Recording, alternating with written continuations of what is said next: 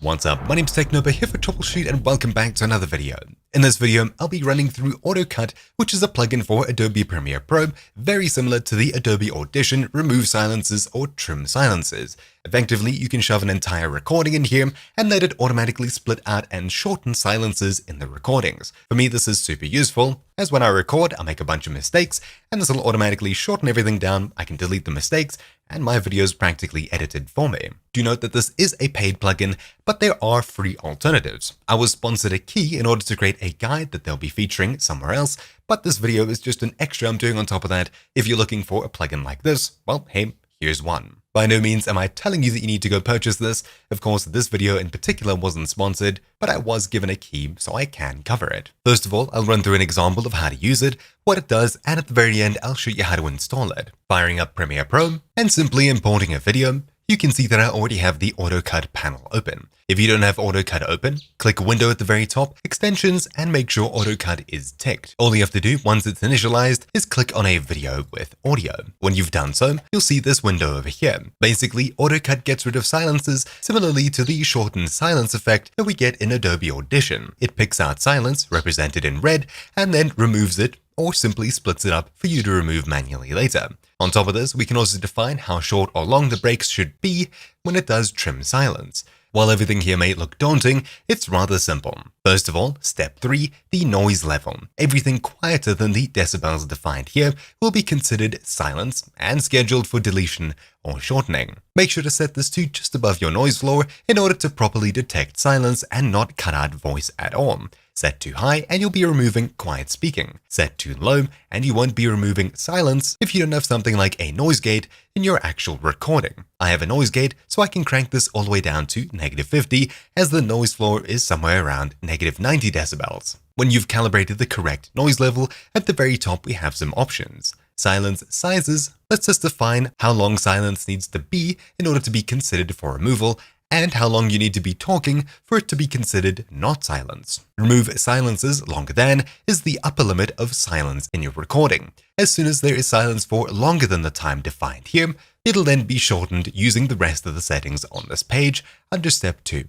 Having this too short will result in weird chopping while you're speaking, especially if you're someone who takes breaks between sentences. The remove talks shorter than option over here allows you to remove breathing, coughing, and things like that. It is super basic, but effectively you need to be talking for longer than the time defined here in order for it to not be considered silence, even if it does go over the noise level we defined earlier. So having this too long will result in words being removed entirely. Have this too short and lots of small noises crackling in the audio above the noise level will be included. The configure padding options over here lets you configure how long before and after speaking silence won't be removed. Simply changing the before padding from 0.2 to 0 shows you exactly what it does. As soon as silence is detected for 0 seconds, it'll start being removed. You don't want to have this too short, otherwise it'll cut off the ends of words and sentences and make things sound super choppy. The after padding over here is how long after a silence you'll have some silence before you start speaking again. So once again, setting this to 0,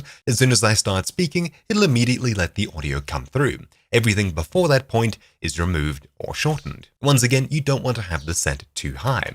Adding these two together here will be the minimum amount of silence between sentences, etc. As soon as you have all your settings right, you can scroll down and verify with this preview over here.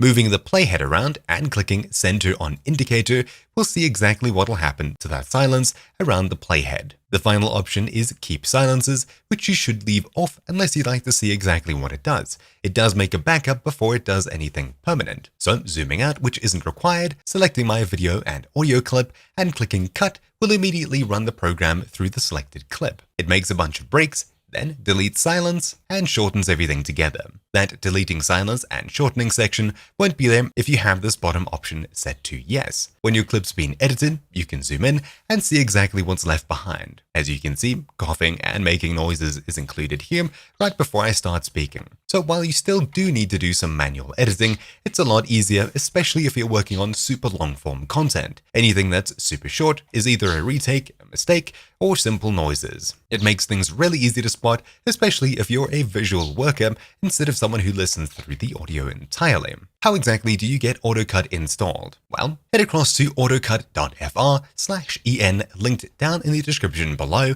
and click free download. When you do so, click download now and you'll see the minimum Adobe Premiere Pro version as well as supported OSs, Mac OS and Windows. Wait for the download to finish and click on it to open it up. When the installer opens up, select your language of choice and click OK. Then next, install, wait for it to install and click finish. Upon restarting Adobe Premiere Pro, you should notice Window, Extensions, AutoCut is now available, and ticking it, you'll get the AutoCut panel. You may be asked to sign up for a trial or enter a key before using it. If so, make sure to do that. And with that, finally, before I head off, what about multi-track audio? Well, at the time of releasing this video, unfortunately, it's not supported. But in an email exchange between me and the AutoCut developers, you can see that this is a planned feature and coming very soon, in fact. But anyways, that's really about it. Thank you all for watching. My name's been taken over here for Troubleshoot, and I'll see you all next time. Ciao!